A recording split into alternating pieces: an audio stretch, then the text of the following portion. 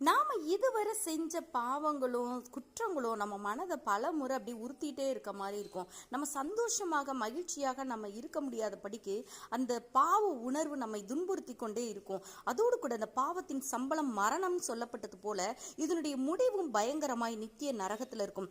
இதுல இருந்து நம்மை விடுவிப்பதற்காக தான் ஜீசஸ் சொல்றாங்க, அவர்களுடைய பாவங்களையும் அவர்களுடைய அக்கிரமங்களையும் நான் இனி நினைப்பதில்லை.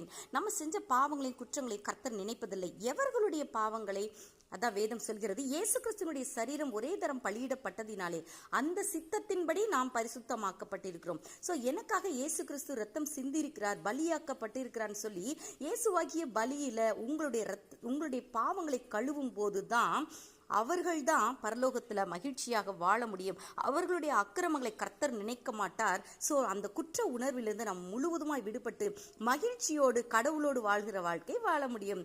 God bless you.